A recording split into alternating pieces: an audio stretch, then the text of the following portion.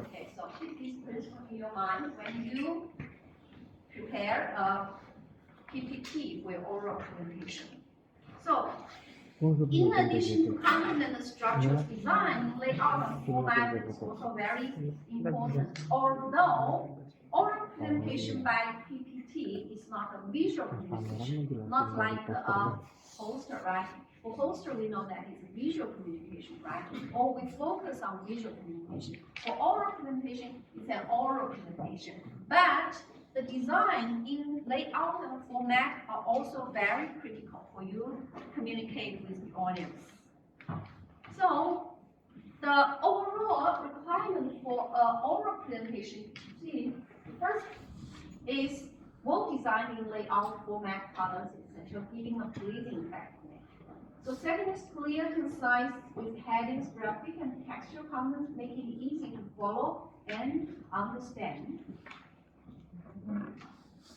Actually, textual contents. When we made a poster design, we know that there should not be too many words, right? And what's the optimal word numbers for a poster design? 500 to 1,000, right? So similarly, for oral presentation, it's not necessary to have too many words because when you speak, and if you give too many words on the PPT, the readers, the audience will have to read, right? But you know, generally for each slide, maybe no more than 1 minute. It's hard for the audience, particularly for those who sit far away from the screen, to finish reading the whole text within just 1 minute and understanding. So for the design, visual effect is also very important. So all the slides should be similar, okay? Normal size, the length and width ratio, and the consistency and harmony in color combination, font size, layout, and not necessary to number each slide heading, or easily remove or addition of slides. Okay, this is a suggestion when you design and prepare the slide. Okay, because if you're giving numbers from the origin, then later maybe you want to shift the sequence, right? So maybe move the slide at the 15 to maybe 10 or maybe 2, something like this. Then you will have to renumber all the slides.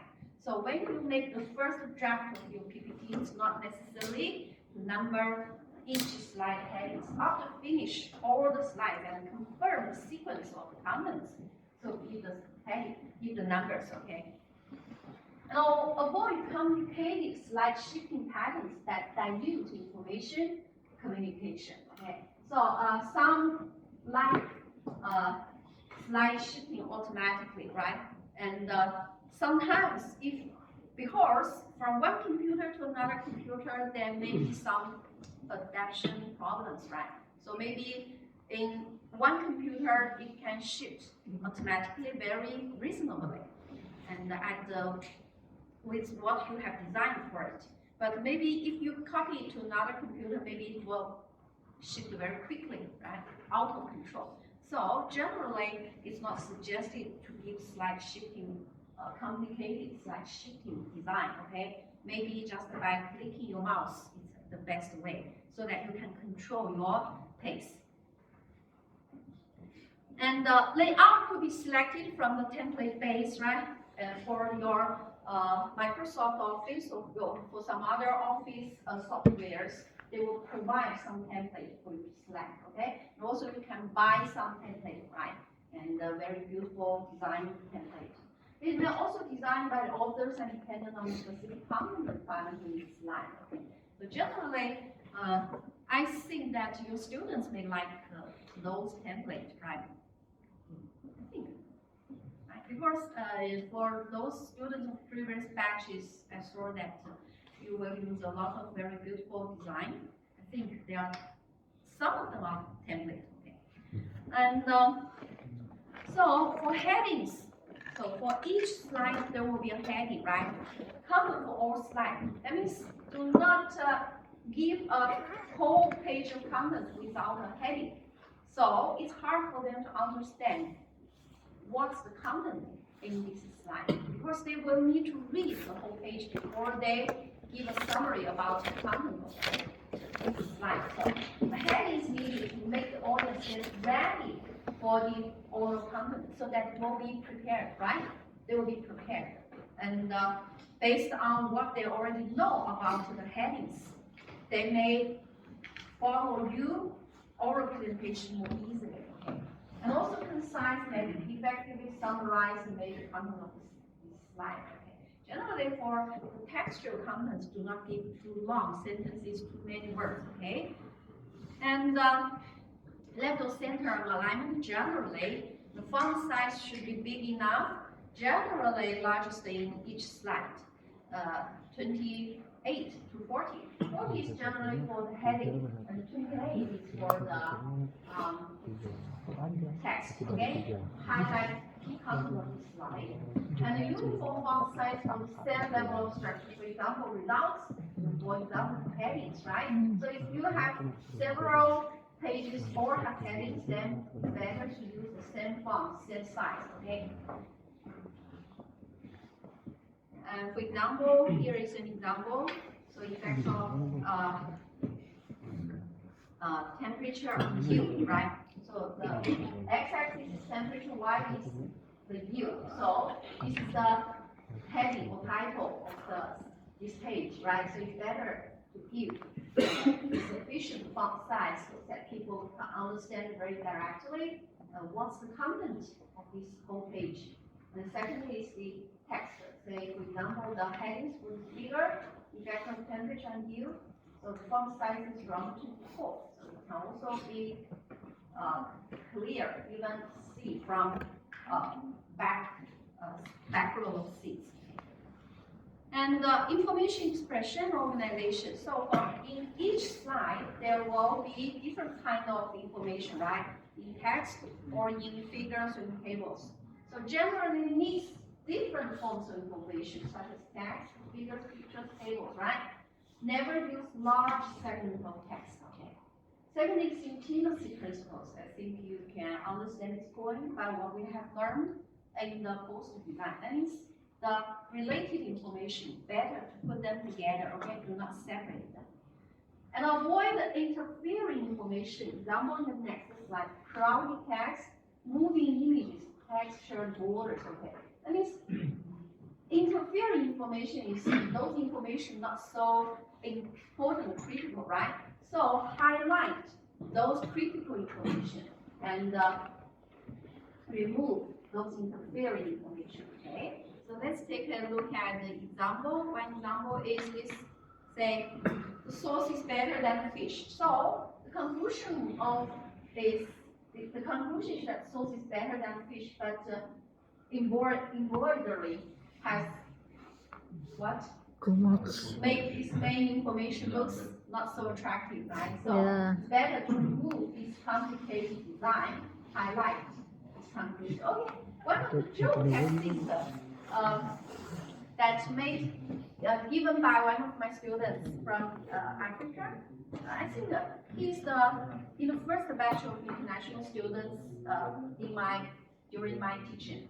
Okay, so after I showed him these moving pictures and told them the source is better than fish. So fish is the sentence, right? The source is the embroidery, right? Correct? So in some situations, embroidery or the source is necessary, right? For example, if decoration to make the whole environment looks attractive, sure, decoration, the source is good. So he told me sometimes the source is really better than fish, right? Because now the sentence is fish, the embroidery is source. He told me, what he told me is that when the source is better than the fish, that means that man or the man or the woman is a good cooker. So sometimes, yes, the source is really more important than the fish, right? Because if fish provides you proteins. Actually, protein is indispensable to everybody's health, right? Nutrition. And source is just to make it attractive so that you can eat it. Yeah. If no source, you cannot eat. But for scientific research, source, is source critical?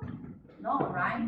Some declaration information is not critical. Scientific content is the most important one, like fish, right? Yeah. But when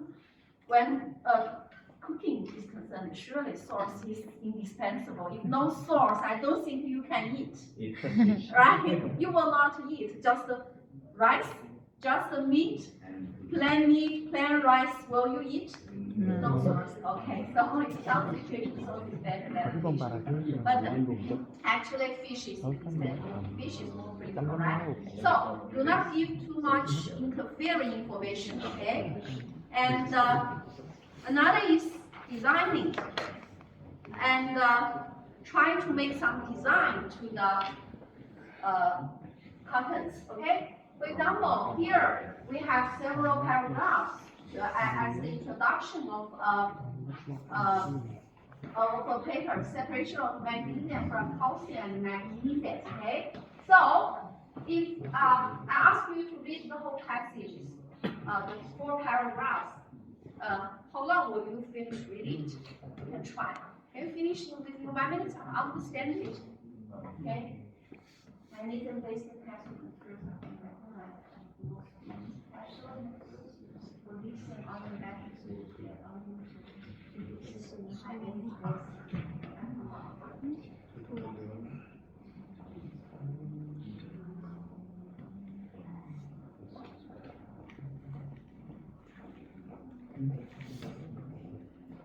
I think it will take you at least 30 seconds, right?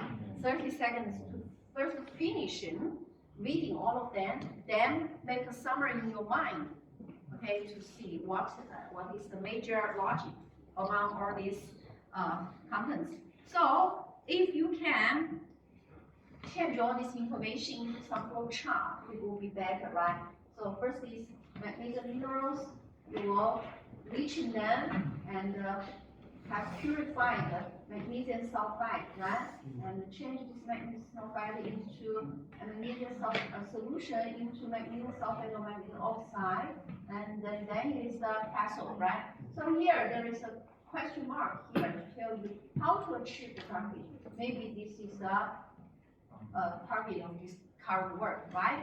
How to get purified magnesium oxide from the leaching solution, right? So if you can, sure, this is not a perfect one, but I just use these comparisons to tell you that in some situations, maybe to make some design, okay, it will be better. To give some flow chart will be better for you to be understood, right, during oral presentation with limited time. Okay. So another example that is do not give too much interfering information. So here we can see that the author uses fire signals to indicate temperature of different city in China, right? So fire is in red and yellow color. Yeah. So in order to highlight, it's better not to use. It's better to use another background, right? Yeah. And the author has using same color as the background. So the major information is not clear, right? So it's hard for you to see very clearly, right? Which is the fire, which is the background. So background is interfering with the target data. So in your design, try not to use this kind of contrast. Okay? Try to use a better contrast design. Okay. So another aspect for design is format of text in each slide. So font and size selected should give a clear and pleasant visual effect. Okay. And generally, we use calibri, Arial, or Times New Roman. Okay, so for your poster and for PPT, and do not use capital letter instead. Try variation in color, font, etc. for emphasis. Why capital letter is not acceptable?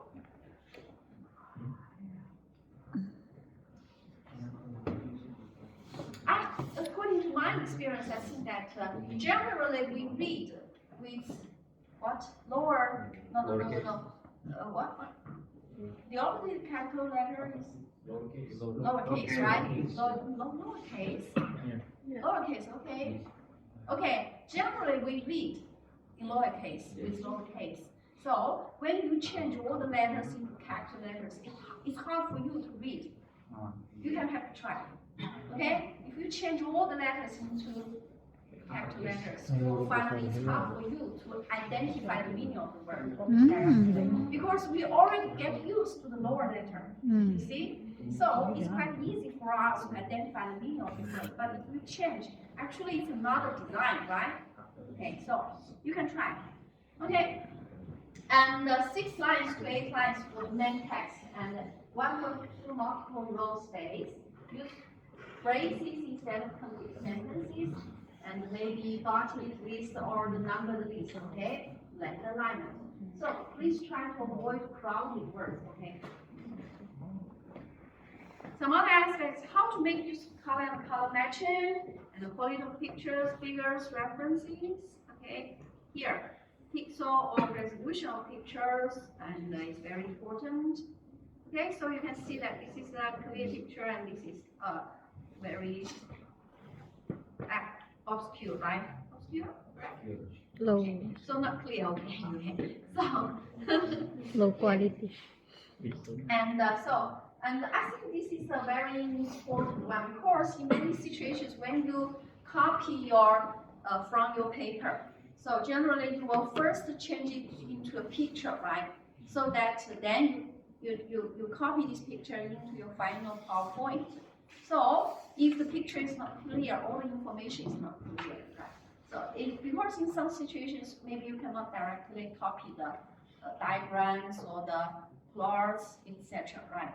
So, and when we design, because if you're using original pictures, maybe the size of your files will be too large, then you have to change first into pictures, right? So, and when you transform it into pictures, try to keep its quality, okay, or resolution. Now, good oral presentation by PPT, how to deliver, okay? So during presentation, this is very important. I think all of you have maybe have a lot of experience in making presentation, right? Back in your university or back into your company, right? Because nowadays in China, maybe it's just in the recent few years, students are given more chance to make presentation. Previously, the major responsibility of presentation, the contents of the, say, for example, some contents of the course is by teachers, right? And generally, it is a teacher who stands in the stage to teach, and students generally listen. But nowadays, we are required to give students more chance to present by themselves, okay? Even for undergraduate students. For graduate students, it's okay. Of course, they are doing research. They will have to give reports to their teachers, to their supervisors every week, maybe every month, and they will go to attend conferences, something like this. So they have a lot of chance to practice their presentation skills. But for undergraduate students, it's hard for you to attend many meetings, particularly scientific meetings, right? So generally, the chances are associated with the class teaching. So nowadays, our Chinese students have full chance to present. I think that you have already have some presentation experience, okay? So I think that first important thing is passion, okay, and confidence. Don't doubt on yourself, because during presentation, maybe if the audience are not paying attention to you, maybe you will feel doubtful about yourself, suspect yourself. They are listening to me? Okay? Correct? Do you have such a kind of sense when you make presentations if the audience are not looking at you? They are looking at their handphone or something, some other things, maybe other things that distracted them. So you will have some doubt in your mind whether my presentation is attractive or not. Okay? Do not have such kind of feeling in your mind. Once you have started your presentation, okay, keep on with your passion and confidence, okay? So, speak in measured tones, high or low, mixed emphasis and esteem, okay? And so for some points, if they are very important, try to using high tones to make emphasis. Okay, for those not so critical, not so important, maybe you just sing or with low tones, okay, voices. So avoid smooth tones or a strong beginning and weak end, okay, and keep your passions throughout your presentation. Second is timing. Delay will influence the next speaker. Because when you go to a conference, generally for a session inside the auditoriums, maybe 5 presentations each. Person take 15 minutes to make the oral presentation, 5 minutes for question and answers. So totally for his or her speaking is 20 minutes, right? If you delay, if you delay, that means the whole session will be delayed, right? So, and every following presentation will be delayed. So maybe if every person delayed for 5 minutes, then the last speaker will delay by maybe how many minutes? By maybe 20 to 30 minutes, right? So the schedule will be shifted, right? So another person from another auditorium, when he wants to attend a specific presentation in another room, if he can't at the assigned time, he may miss, right? Because the presenter, he is interested in may have to delay to another session, to about 30 minutes, right? So he cannot catch the right time. Okay, so it's better not to delay. So that's why generally inside the session, they will give you some hints, say like by clicking or by the ringing, something like this, to notify you your time is there. Maybe 2 minutes left, so please try to finish your presentation on time, okay? And so this program usually the point, okay? Direct attention of the audience, right position and no sway, not like playing with cats and dogs, okay? So you are not playing with cats and dogs, okay? You are communicating with a group of scientists, okay? So not sway, okay? And so giving answers, etiquette and strategy, okay?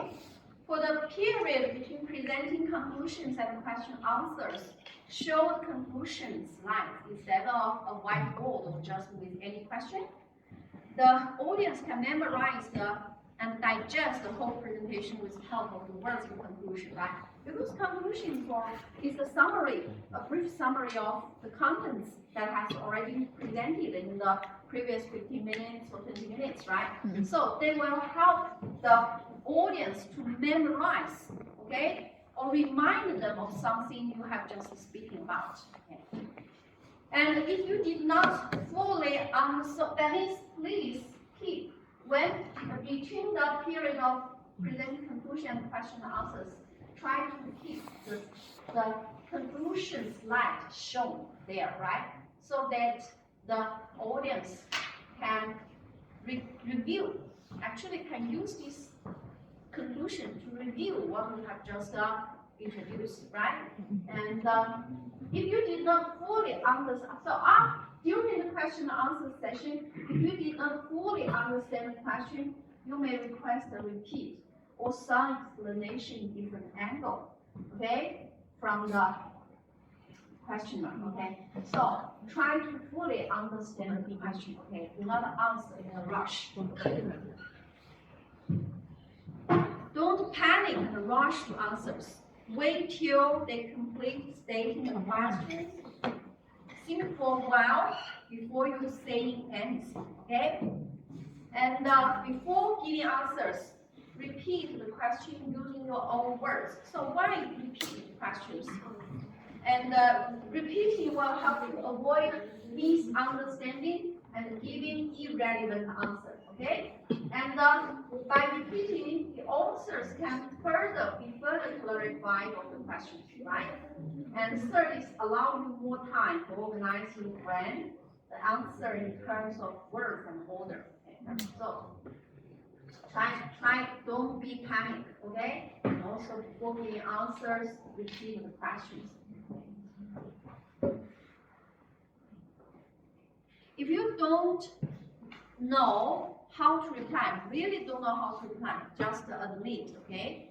And this is just like an interview, because we teachers will have interview to many students applying for the graduate, say, master or PhD degree, and sometimes the question is really difficult, you know, and if you really don't know the answers to the questions, just admit, okay? So no one can make everything clear in research. This is a very important point, okay? Because you are doing research with limited effort, right?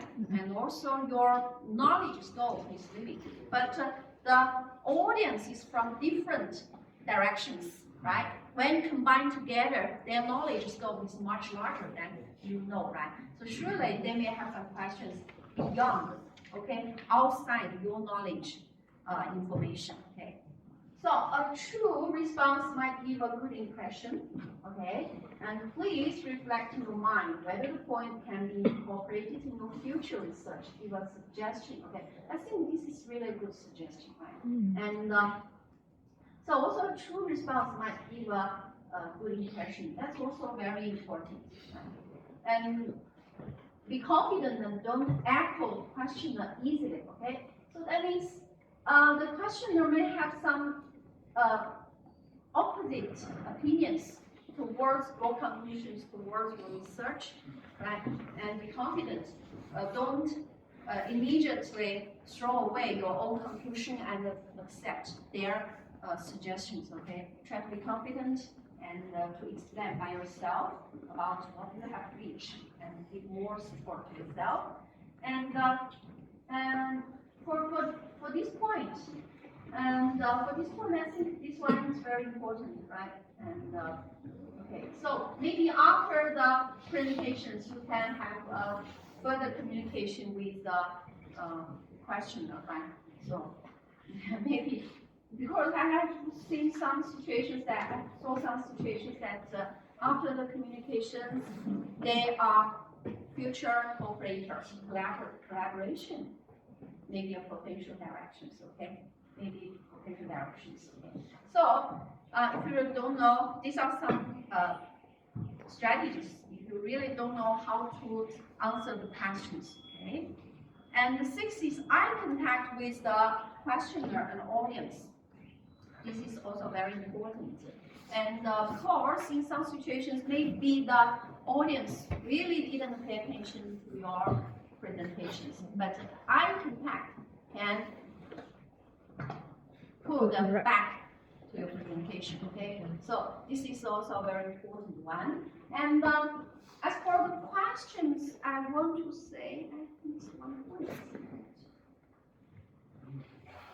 Okay, anyway, eye contact is important, and hold on.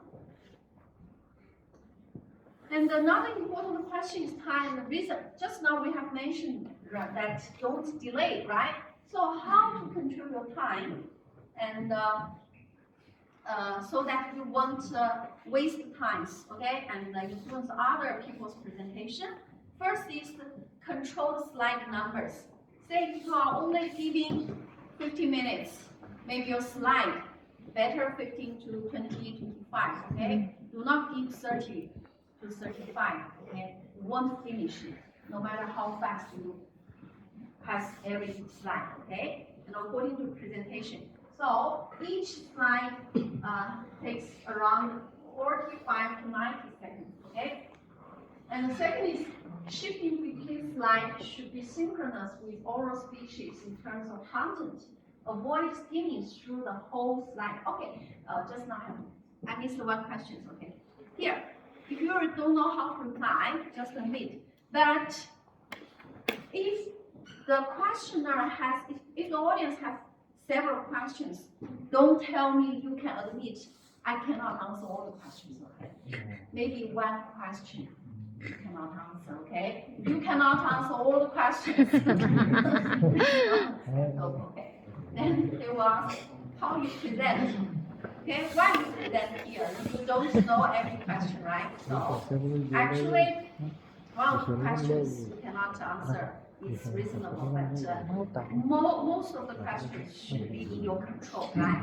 And based on you are the truth that you are the author for this paper, right? You should know information behind or underlying what you are presenting, right? Say some experiment details, right? You will not present every details of the experiment in the slide, but you should know, you should memorize every detail, each step, right? How many minutes, how many hours, what's the temperature, what's the protocol, something like this, right? If people have questions, maybe they want to repeat, they want to learn from you, right? So, okay. And so shifting between slides should be synchronous with oral speeches. That means what I'm speaking, the content in my speaking should be the same as what I'm presenting, right? Do not mismatch. Okay, so for example, if I am introducing about time and reason, but my slide is back into here, item 10. So you will feel what? Lost, right? Because you are stretched between two contents. One is what I'm speaking, another is what is shown here. So be synchronous in contents of what you're speaking and what you are showing, okay? And the third is terminate when there is not enough time by immediately switching to the conclusion and giving a brief explanation. Generally, the chairperson will give you a hint or give a notice at around 2 minutes left, okay? So you may, the 2 minutes may still be sufficient for you to finish one slide, okay? Up to one slide. Do not try any more further slides. Just directly go to the conclusion, okay? So, and so for the improvement, practice is perfect, okay, anyway. And yes, you will tell me eye contact. Yeah, surely I can do eye contact with any of the audience, right? And you'll tell me, yes, surely I can control the time. But actually when you on the stage, if you are particularly when you are the beginner, okay, and you are giving your first oral presentation, I told you, you won't be able to give eye contact, okay? And you cannot control your time very efficiently, okay? What you can do maybe is the last minute directly shift to the conclusion, okay? So that's what you can do. So practice is perfect. And don't give yourself too much pressure when you give the first presentation. If you did not perform very good, did not perform perfect, okay? That's a progress, okay? That's a process from imperfect to perfect, okay? Second is you can download some references from website to tell you how to make presentation, how to make PPT, and adopt new technologies like German software, like CAD, Adobe Illustrator, Visual, Photoshop, like this. You can design some very beautiful animation, something like this, so that you can show your PPT better. Okay. So for researcher, a lot of happiness is with demonstration of your work to the academic society, okay? And so each year, I think each semester you will report, right? Report your progress. Yeah. So, and for some students, they will feel pressurized, but I think it's not necessary, okay? Anyway, it's natural, but it's not necessary, okay? So, actually, after you giving a presentation, finish a presentation, you will feel fulfilled, okay? You will feel very happy, okay? So a lot of happiness, particularly for your research, for your researcher, future researchers, is related with demonstration of your work by oral presentation. And adjust your attitude and actively face and prepare for the presentation, okay? Paving the way for future development, okay? Anyway, in the future, although maybe during your PhD or master candidate you don't like presentations, but more or less in the future, you will have to present, okay? I think that some people are introverted, not extroverted, right? Introverted, maybe they don't like to communicate with others. They think that I've already done good work, I've published paper. Why should you ask me to give presentations? Why don't you just read my papers, understand me, and communicate with me? Okay. Anyway, the oral presentation is a direct way, or more straightforward way for others to understand you. Okay. So try to change. Okay. If you select in the future, be avoided. embrace it, try to welcome it, try to master it, try to improve it. Okay. So this is the conclusion for the oral presentation. So do you have any questions regarding oral presentation or poster demonstration? No? No question. It's a problem. Because you are shake your hand like this, so I think that you don't have any questions. Okay, I expect perfect when you 100 score, okay? If you in the future presentation. Okay, so what's your question? It's what you said before. When audience asking us out of the topic, can we just admit it or we can just answer the question as long as I know? Out of the topic. Yeah, out of the topic that already. You mean not related to the topic? Article. Do not giving too much time. You can just say the answer, okay? Yeah.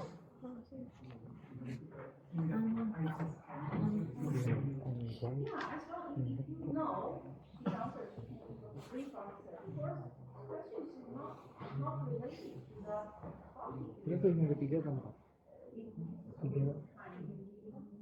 Long answers, right?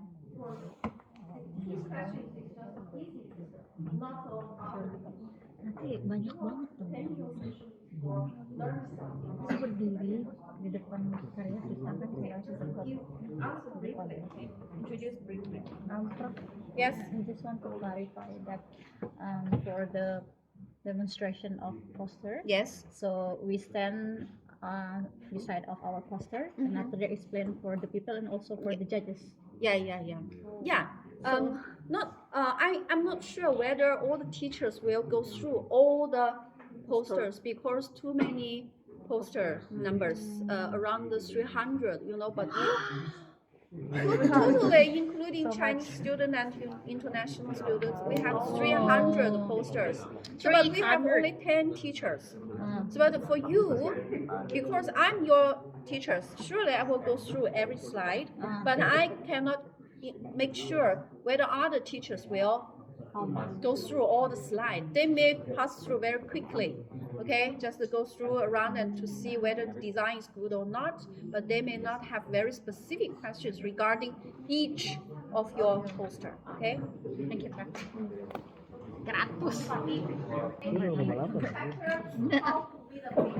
Okay, so these questions, as we have learned, will help you to understand the paper and analyze the paper and determine whether this paper is well written or not. So, and you only need to answer underlying questions. Do not answer all the questions. Too many questions, right? Just the underlying one. So these questions are in the chapter of how to read a paper, right? For each section, from abstract to the conclusion, and many questions have been listed out, right, to help you make analysis about, say, abstract, about the result of this transaction, right? So, and here I can give one example, say, to the results of an area of research, right? So you after you read the whole paper, right? Maybe for some of the data, they are not meeting your expectation. Because, for example, if you want to, you have made a design and you have achieved some results, but these results may still have some distance from what we expected. Maybe this is the area for future research, right? So you can make some suggestions about maybe in the future how we can fill this gap, right? How we can fill this gap. And say, for example, are the conclusion logically and adequately stated? In lecturing of last week, we have introduced that generally the conclusion follow the logic of the paper, right? So the paper have many findings. So the conclusion, the sequence of these informations should generally be the same as that of the paper, Paper. right?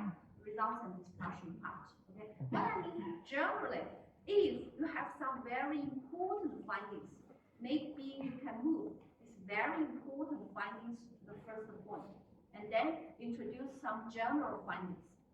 Generally, you follow the two sets of information, results of discussion and your conclusion, generally following the same sequence in the information order, okay?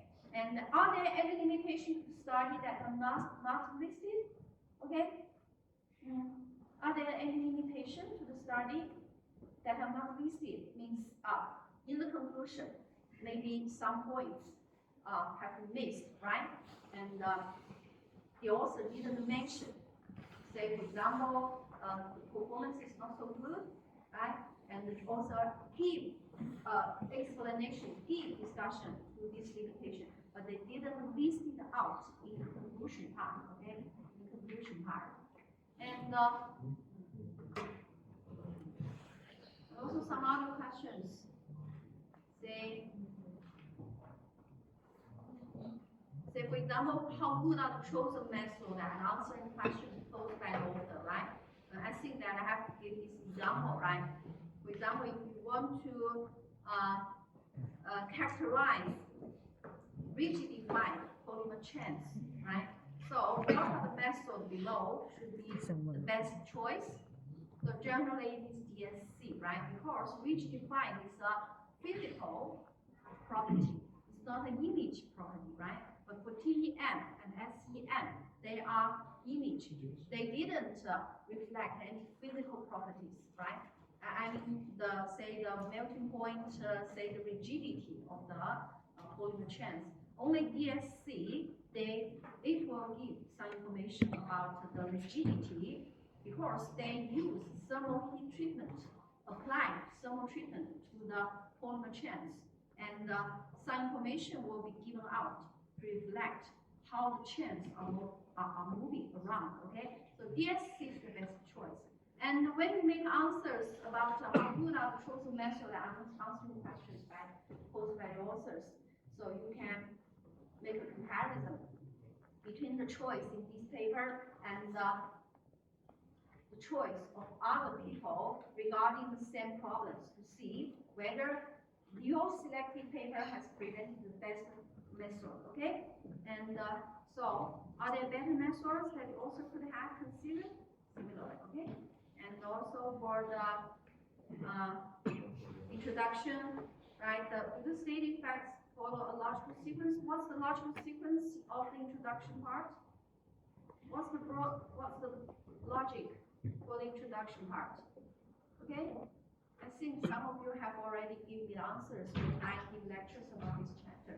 Say from broad background to specific background, right? To the specific field, and then research critical review, then what? Research gap, then hypothesis, then research content, right? So this is the general logic for analysis, analysis research, okay? So, and I think better for me to stop here. So if you have more questions, we may answer after, I can answer you after class, okay? So better for me to continue with a new chapters about writing a journal paper, okay? So, chapter writing. So in the chapter about how to read a paper, you learned how to evaluate a paper, right? Learn some skills based on questions, right? Some questions, they will be the base for you to evaluate the paper. And after you learn how to read a paper, I think you have already prepared a good poster, right? I have gone through all of your poster last night and saw that actually you learned basic skills about preparing a poster. So that means how to read a paper is useful for you. And now let's come to the section about preparing, writing, and revising. Okay. And after relearning this chapter 7, I don't think that we can immediately write a good paper. Okay. Anyway, First you need to do experiment, right?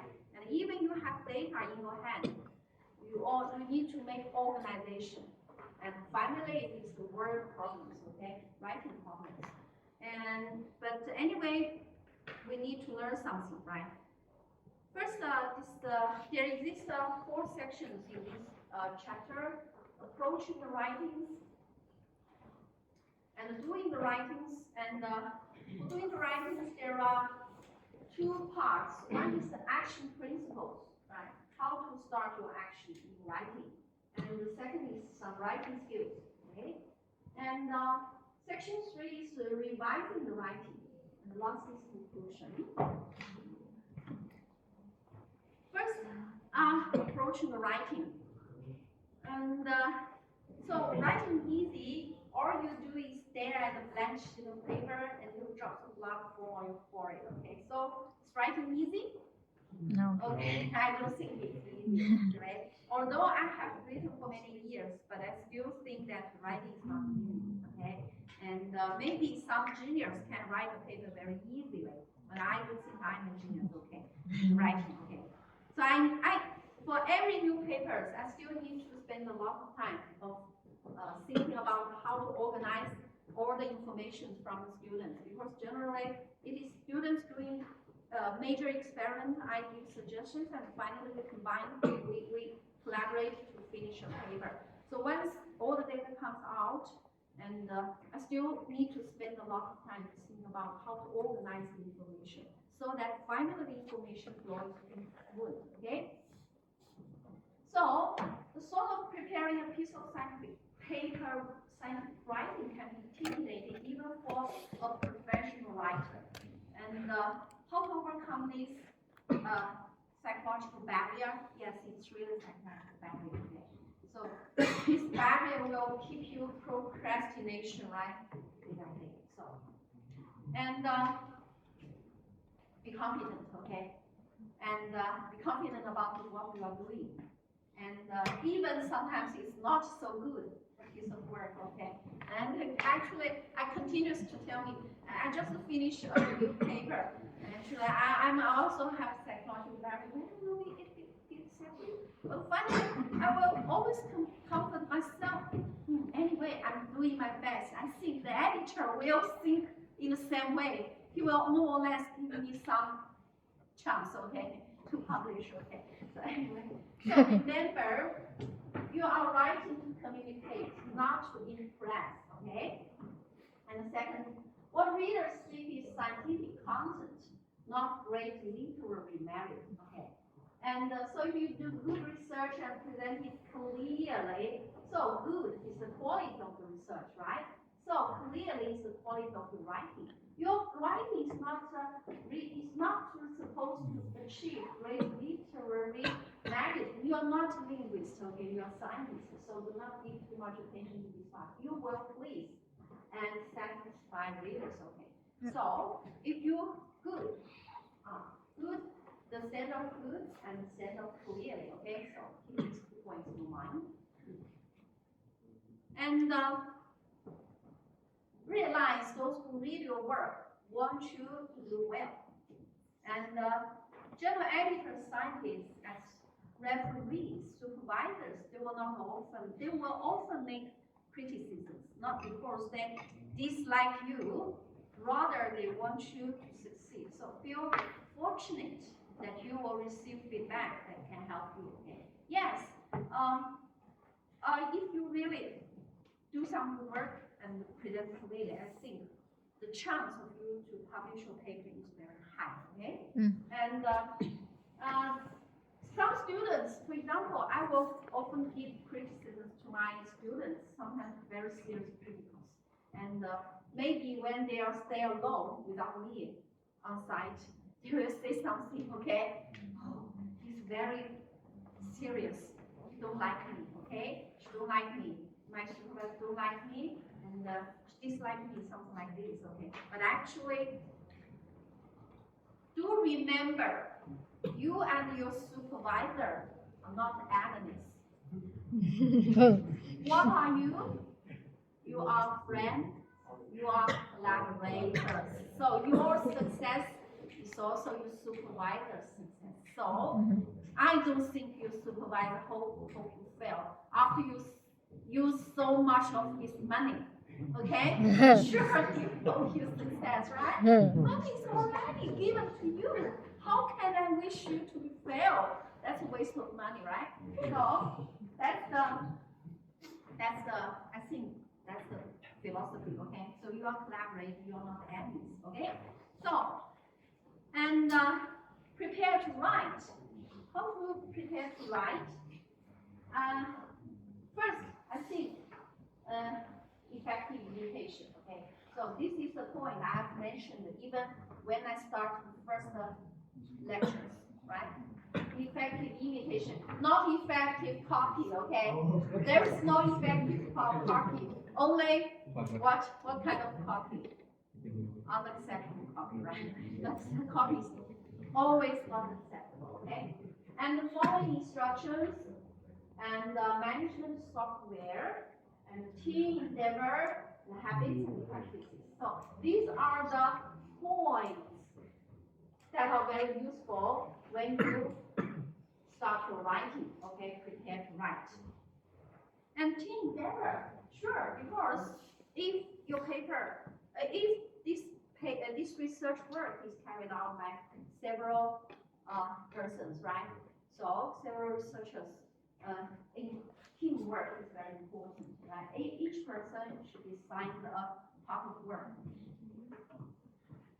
So now let's take a look at the first point. Writing is larger than that of effective imitation. So obtain copies of highly regarded scientific paper in your area, including papers in the journal to which you plan to submit your artwork. Notice how these papers are written, okay? And say, for example, what section do they include and in what order, and how many figures and tables and what types thereof are typical. Okay. So, how many figures and tables are very important. For example, if you want to submit to Journal of Membrane Science, maybe 11 to 15 figures and tables is sufficient. If you give too many figures and tables, the length of the paper will exceed the page limit. See? And generally in this case, the extra paper, the figures and tables will be provided in the supplementary materials, okay? So that keep compact and concise of the main manuscript. So, effective imitation, the first step is trying to identify some really good scientific papers, okay? And learn from it. And some other questions for you to follow, say what seem to be standard phrases to present your work, okay? And how long do the various sections tend to be, okay? And what types of subheadings to be included. For example, if you submit to Journal of Membrane Science, maybe the first level is using this number, second is using this, but third level they will not be using this. They may use in italics. Okay, say for example materials, right? Okay, so you can learn from this about how to write a paper and how long do the various sections to be and what types of subhead to be published. And using published paper as a model can prepare you to craft a manuscript that will be suitable to submit. Okay, so the first draft is already there. Second point to prepare to write a successful writing entails following instructions. Say every journal has instructions to authors. Following these instructions takes much of guesswork out of your writing and can save you from the cost of rewriting. Okay. So, for some of the journals, they don't have strict requirements on the format, like the line space, font, and font should be general comes to like font size, and space between paragraph, you have very strict requirements. But for some of the journals, they have very strict requirements. So read the instructions to the authors will be very necessary, okay? And make notes about important points, okay? So, and of course, some of the points you may not encounter previously when you are writing first paper, right? And instructions will also often refer authors to standard style manuscript in terms of nomenclature, references formats, grammar, etc. Okay, so for example, the Wiley publisher, they provide these authors instructions in this website, so you can read it. Okay, and third is management of software. When you start to write, having some reference management software, okay, EndNote, right? And database at hand will make the work easier. EndNote, reference manager, reference work, WS, etc. And since you have some of the regular available to provide instructions about the procedure, okay, I think that you have already learned about this point. And the teamwork. Research is generally a teamwork, and so is corresponding reporting. Different members take different roles, and so you may need to carry out division collaboration, right? For example, one member drafts while others review and revise.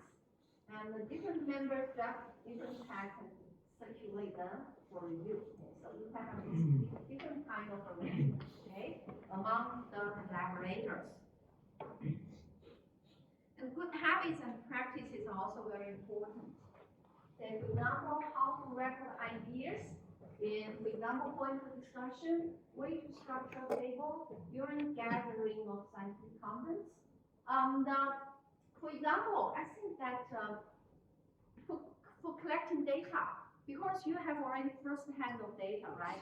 And during the past few months, for example, my student, she started from July till this month, finish almost, I think 95% of all his experiment and characterizations. And all the data are piled up there. And how to record ideas, how to correlate all this data. Say, for example, give explanation to the data, why increase, decrease, something like this. I have discussed with her several times, but I don't have good memories. So last week I have discussed with her about how to explain some trend, but this week when I start have the team meeting, I forgot about it. Really, so I have to check with her. What was my explanation about last point, that point, and that point? So it's better to record these points down so that you won't lost it, right? Yeah. Right? Particularly when giving explanation, say about some candidates, right? And these have no solid data there. Sometimes they are just imagination, right? Once the inspiration comes to your mind, is good, but if it disappears, sometimes it's hard for you to retrieve it. So it's better to write it down, okay? Particularly for discussion part. For data point, it's already there. You don't have to spend too much time to memorize it, right? But for the discussion, it's hard. Write down ideas, create a file, and place ideas. And how to make a fine transition to writing after getting and analyzing your data.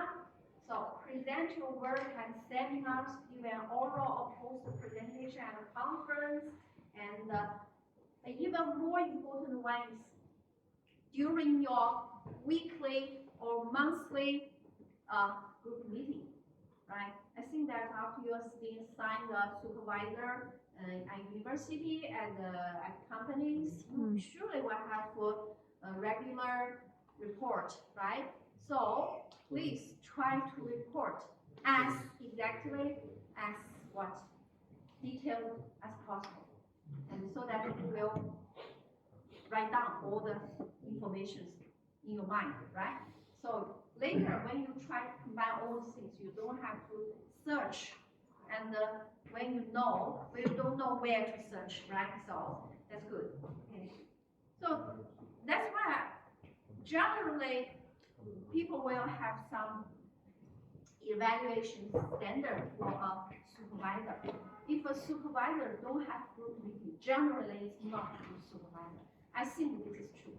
Because if no group meeting, you will see the results, right? No group meeting, the information cannot be solidified in your mind, right? It's very casual, it's very randomly there. So generally this is the standard when we evaluate the supervisor in China. I don't know how about your standard. Group meetings are very important criteria. Okay, group meeting. Even for some group meeting, the supervisors will ask the students to read a good paper and give you analysis, just as what you have learned here, right? Whether this paper is good or not, what kind of new or novelty we can learn from this paper. Okay? So evaluate paper review and data report, regular paper review and data report are very important for your students' progress, okay, during your candidature. So how to lower the activation energy needed to write a paper? So this activation energy actually is a psychological barrier, right? So do pre-writing, for example, make outlines for and the resource points, how the references to be cited, okay? So once your supervisor asks you to give them an outline, a draft, immediately finish it, okay? Do not hesitate. This is the start. Section 2, doing the writing.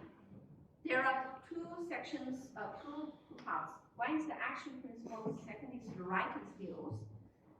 So what is action principles? First point for action principle is allocate time to write, okay? Say maybe 2 hours at night or 1 hour after lunch, something like this. Indicate clearly on your calendar or in your personal organizer times you have reserved for specific writing projects. Okay. So where to start? And for paper, there are several sections, right? Introduction, summary, title, keywords, results and discussion, right? And the conclusion and the reference. Okay, reference is enough. Okay. So when write, you can start with whatever part of the matter you find the easiest. So there is no rule that you must write the introduction first. Okay, generally I think that the experimental part could be the first part because you already have something there, right? You're already doing the experiment, you know the details about what to write. So you can start from the experimental part. Okay. And balance between writing momentum and small details and missing information. So what does this question mean? Writing momentum, yes, you have writing momentum, but when you make some bottleneck, right? For example, you cannot settle how to write this section very clearly and very reasonably. Maybe you will stay there, right? You try to make perfect with this point. After that, you can start new sections. This is not acceptable, okay? Generally, you can put it there and write something more easier, right? And so dissipate, and so do not stay at one point too long, right? You will get even frustrated. Okay. So suggestions about this problem is that dissipate is break down and give effort to small points, right? Break. Say if the problem is distressing you too much, you can break this big problem into small problems, okay? Solve it one by one. Okay, make notes for missing information and write them in bold type in your manuscript and jot down points for the next part to be written. So this is the answer to how to balance between writing momentum, small details, and missing information. When to start? And begin the writing while the work is still in progress, okay? And stop writing while the experimental apparatus and materials are still available. Okay? So because maybe you need to have some repeat, right?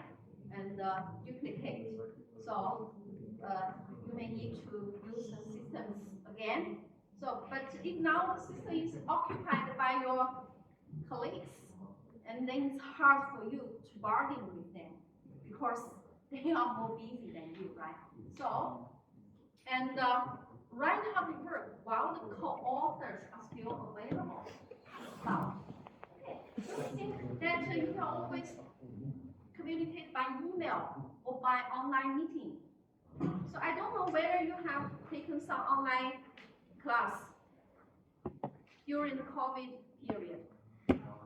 COVID period, I've given 2 years online lectures to the students, separated all around the world. You see some back to Africa, some to like you back into Indonesia, and I found the online conference is not effective. Yeah. Particularly when the students don't give a video, they just use a picture there. See? And particularly when some students have already had a family and the children is crying. You see, you don't know whether they are listening to you. You are just talking to a wall. Really, like this. You have no feedback. So I don't like this. So similarly for the co-authors, when they are not sitting with you, you try to email. If the co-author has a busy schedule, it's hard for them to immediately give you feedback. Then you have to wait with an anxiety in your mind. So try to communicate with them directly, okay, to settle all the details, how to explain, how to organize, how to make discussion, how all this. Try to catch them, okay? Do not let them leave you without very easily, okay? And other points. Writing a paper will encounter serious problems. And for example, how should a given item be worded? In what format should a given illustration appear? How should a given part be organized? Okay? My suggestion is that there is no one right way. Okay? Rather, you will find that there may be more than one solution to these problems, and choose the way you think is better. Okay? So that, for example, how should a given item be worded? Surely, and as we learned in learning the first few chapters, right? You have a lot of freedoms in selecting the expressions for some ideas, right? So which is better? Try to read it several times to settle down. And in what format should a given illustration appear? Yeah, you can draw the flow chart in quite different ways, right? So which is better? And how should a given part be organized? So don't spend too much time in making decision, okay? If it is reasonable, then you can select it, okay? And so for examples like this, so we draw a lot of unit structures for different polymers. You can design them as a figure. You can also design them in a table, right? So depending on which way you like, okay? Once they are all clear, right? So now let's come to some writing skills about a paper, right? So do you have any questions regarding previous sections? Okay. So I think that we've been through this. First is approaching the writing. There are several points in doing the writing, action principles, right? And approaching the writing, we have say with effective imitation, following instruction, and software, team endeavor, habits, and practices. So do you have any questions regarding prepared writing? Any questions?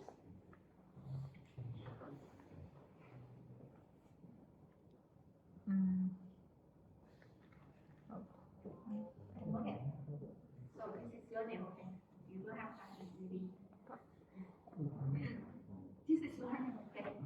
You are not familiar with this content, so after you got familiar with all these contents, maybe you have some questions. Okay? Now let's come back to doing the writing, second part, the writing skills. And for writing skills, because for a paper, generally we have title, abstract, keywords, introduction, and experimental result discussion and conclusion, right? So for each section, for each part, they have different requirements, just as we have learned from how to read a paper, right? So when we write, surely we have different requirements. But overall, for a paper, the major requirement is that exact, clear, concise, smooth, and objective. Okay, so this is the general requirement for a scientific research paper. And now first let's take a look at the title, importance of the title. Title is the first impression, and the first impression are strong impressions that a title ought therefore to be well studied and to give so far as its limits permit a definite and concise indication of what is to come. Okay. So title should be an exact reflection of your research, right? So do not select a title too general. And too general title, people will not understand your research emphasis. Okay. So for example, just as this design of a cinema, right? So if the popcorn is on top of the cinemas, people will immediately say, sounds like a good title for my scientific paper. That means sounds a good place to me to take a view of some films, right? So, first let's take a look at some classification of the title. So, there are nominal title. That means a phrase without a complete structure as a sentence. That means it is a phrase, right? And the second is a compound title. Third is category title, and there are also interrogative title and sentence title. Okay. So the most popular one is this nominal title. Okay. So now let's take a look at some examples of different types of title. And types of title could be also based on the emphasis. So for some of the title, they emphasize on target. So you may start with, for example, observation on something and comparison between something and improvement of something. And if the title, the research is emphasis is related with the subject, say for example, nuclear energy in China. So this is kind of title. And if the research emphasis on method, so you can use title like this, experimental study of or laser processing of something. And the results of verification of follow-up of the argument, realizing the importance of something is regression analysis necessary for. So depending on the emphasis of the paper, the title could be started with different kind of expressions. And, now let's take a look at some examples, okay? Say nominal title. So this is an example. The title is application of a web-based identification system for corrosion failure mode and courses. So this is not a full sentence, right? This is just a phrases, right? Long phrases.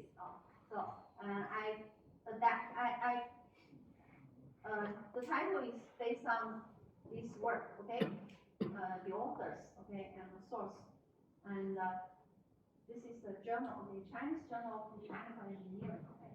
So we can see this is a nominal title. That means a sentence without a full, complete structure. And here is the compound title. And say, the assessment of carbon dioxide corrosion damage. And so this is a major or a broad directions, right? Assessment of carbon dioxide corrosion damage. And the specific research of this work is likelihood of failure in deviated wells by deterministic and stochastic of modeling. Okay, so this is a broad direction, maybe a series of research, but this is the specific direction of this paper. Okay? This is a compound title. And there are also this so-called category titles. And